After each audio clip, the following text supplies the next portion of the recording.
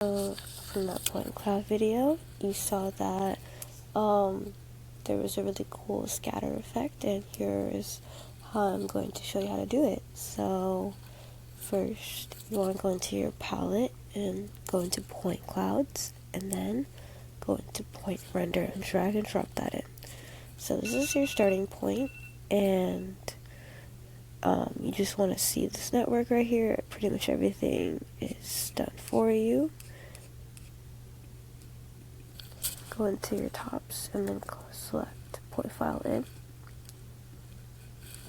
This is where you are basically selecting your point cloud file from, and I'm going to be using the one you saw in the video.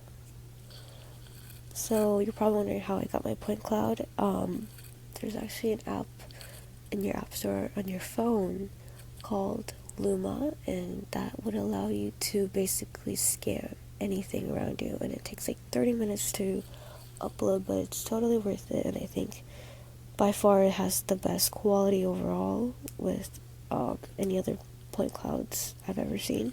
And you'd want to download the ply file, and it works perfectly within Touch Designer. So next you want to go into your point file select, drop that in, connect to the bottom input, and change red, green, blue into XYZ. Oh, sorry. For red, green, blue, and point file it, you want to change it to XYZ. And then, right now you don't see anything, but don't worry, you will see something very soon. Then go into your point file select, you want to select red, green, and blue. Oh, after you drag the point file in, on top of the point file select, sorry. Red, green, and blue. So you don't see color, but you do see what we have in our point cloud file. So select normalize color, and boom, you have color in your point cloud file. And you want to first move your object wherever. I'll just move it there. Now we're going to get into the fun part, which is creating the whole effect that you see in the video. So you want to first go into your tops and drag in a noise top and also a feedback top. So you also want the feedback to keep the positions of it, so you want to drag that to the bottom input of your noise, and then at the end of it you want to add in a switch so that you can easily switch between your inputs of 0 to 10, and then make sure you put that in as your feedback as well. So, blend inputs, don't forget that, and also dragging your point file into the bottom input of the switch, and put that over, and then boom, you have something kind of similar to what you saw in the beginning. Just so you see a little better, let's put let's put it out, and right now, let's also put an RGB background behind it so you see it better. And right now, what this switch is doing is from 0 to 10, you see that it's kind of creating that effect. So let's go into our noise, and let's go to maybe 0.16.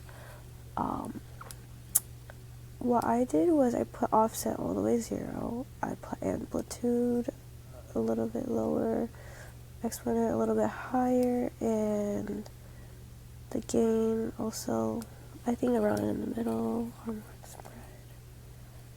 Let's change that just a little bit. And the period is higher.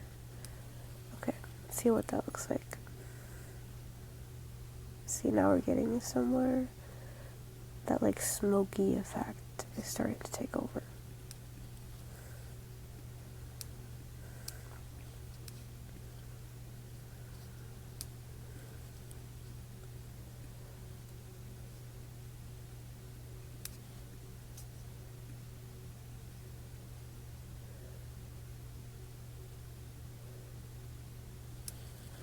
Perfect. Okay, so we have something going on, and now we want to figure out how to adjust it. So in my actual video that you saw in the very beginning, I am using a MIDI in. So I have a MIDI controller, kind of the knob controlling from 0 to 10, which I will show you how to do. If you do have a MIDI controller and you want to also kind of recreate how to do that. So with your MIDI in, you might not see what I see, but I have to go into dialogues, MIDI device mapper, and you have to create a new mapping for your MIDI controller, and I selected my MIDI controller through this, and then once you're done, it should be your device ID 1, and once you start adjusting things on your keyboard, you can see that it shuffles into your MIDI in immediately. We don't want that because we only want one controlling the switch. So let's see, let's go with CH1 control 9. And now we see we have this. So your knobs are actually going to be from 0 to 127, which we do not want because the switch only goes from 0 to 10. So we will be using a math to translate between the two. So we'll start from 120, 0, 127 to 0 to 10. And this will basically connect straight as a chop reference for your index. So now you see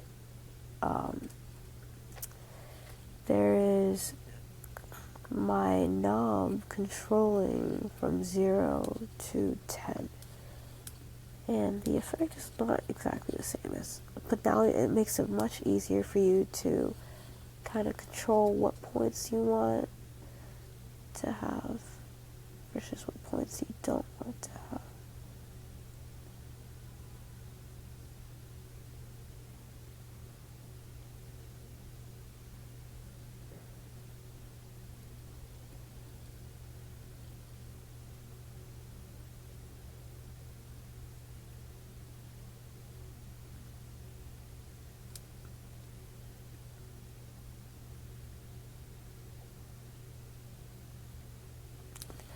Cool, okay. Oh wow.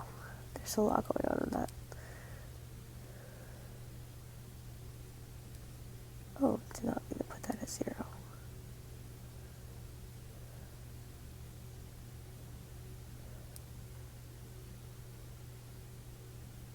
Okay, so now you see we have something similar to what was going on. Go into your transform, and you want to go and let's translate it, or translate the transform so that we can kind of see more movement. Seconds times, let's do like 0.1. Now you see that there's a lot more movement going on to what was in my original video.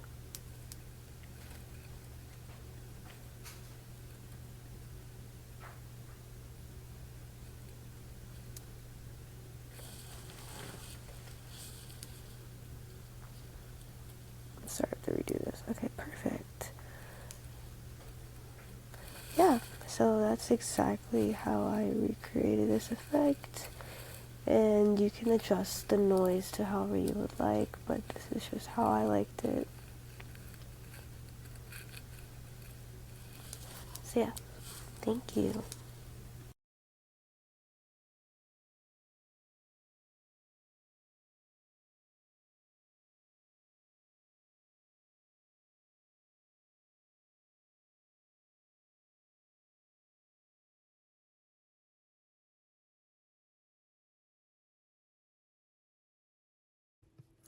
Hello, today I'm going to show you how to make that lag effect almost that fades in your text and fades out depending on your face. So first you want to drag in a media pipe, and then you're going to drag in a face detector. I just did face detector, you can do anything, but when my face is in the frame, it will detect and basically enable whatever installation you want to make. So I want to first connect that into a null so I can select specific points that I'd want to use. I think I'm gonna go with the nose tip because generally that is, for me, the easiest and more straightforward. And then I'm gonna go on the select and see what it is called. It's really small. Let's see. It's called P1 nose tip. Why? Okay. Let's see.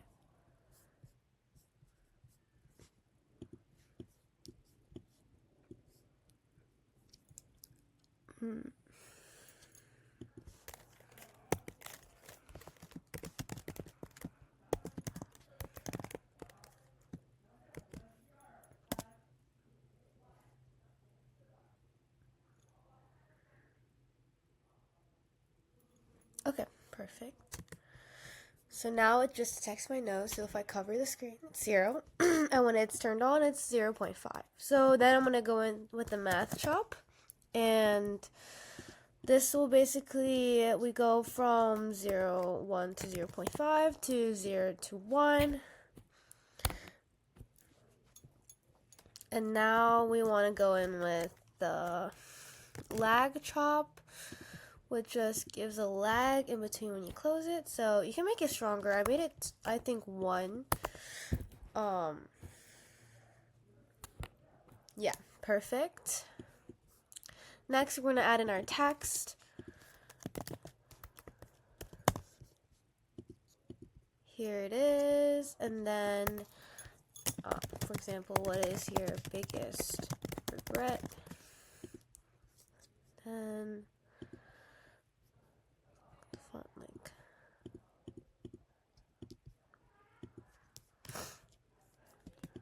I added a bloom effect in mine, which you can just add right now. And then,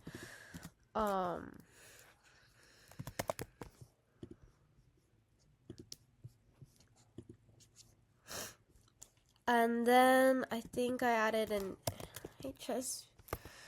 HSV adjust in between these two, so you can add that into the,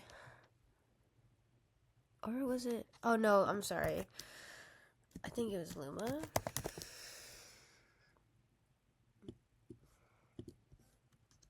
And in post, you can set the opacity from 0 to 2. I guess I would have to change this math from 0 to 2. There we go. And then now we have this. We can apply that into our opacity as chop reference. And then look. Now it disappears. And now it's on. It's a little intense. I think it's this bloom. If I get rid of it, you can see now it fades out. And then when your nose is in, it fades back in. So that is basically this effect. So you can add and play around with whatever effects you want with this. This is just a really quick and easy way to just detect your face. I'm just gonna, gone and back up. So yeah.